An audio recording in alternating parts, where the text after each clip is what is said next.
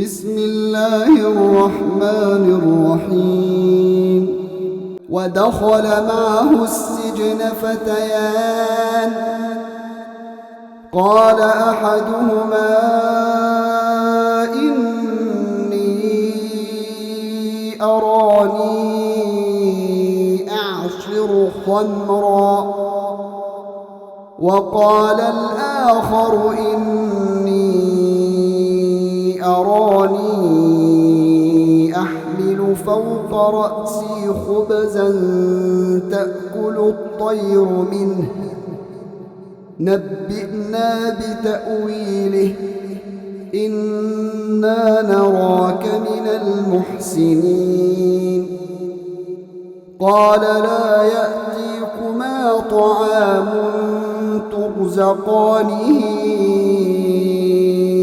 إلا نبأتكما بتأويله قبل أن يأتيكما، ذلكما مما علمني ربي، إني تركت ملة قوم لا يؤمنون بالله وهم بالآخرة هم كافرون، واتبعت ملة آبائي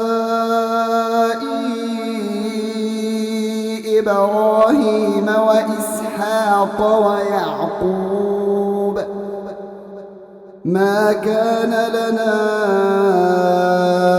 أن نشرك بالله من شيء، ذلك من فضل الله علينا وعلى الناس ولكن أكثر الناس لا يشكرون. يا صاحبي السجن أأرباب متفرقون خير أم الله الواحد القهار؟ ما تعبدون من دونه إلا أسماء سميتموها أنتم وآباؤكم ما أنزل الله بها من سلطان، إن الحكم إلا لله، أمر ألا تعبدوا إلا إياه، ذلك الدين القيم ولكن أكثر الناس لا يعلمون. يا صاحبي السجن أما أحدكما فيسقي ربه خمرا، وأما الآخر فيصلب فتأكل الطير من رأسه، قضي الأمر الذي فيه تستفتيان.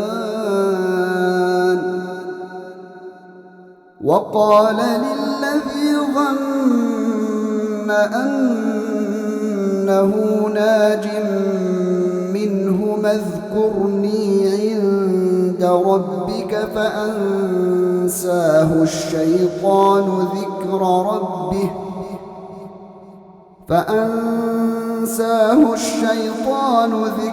ربه فلبث في السجن بضع سنين.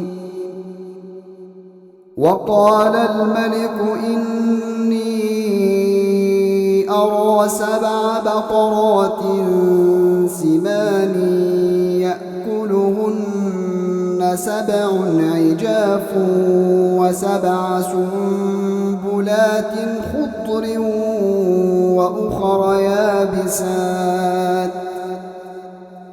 يا أفتوني في رؤياي إن كنتم للرؤيا تعبرون قالوا أضغاث أحلام وما نحن بتأويل الأحلام بعالمين وقال الذي نجا منهما وادكر بعد أمة أنا أنبئكم بتأويله فأرسل فتيان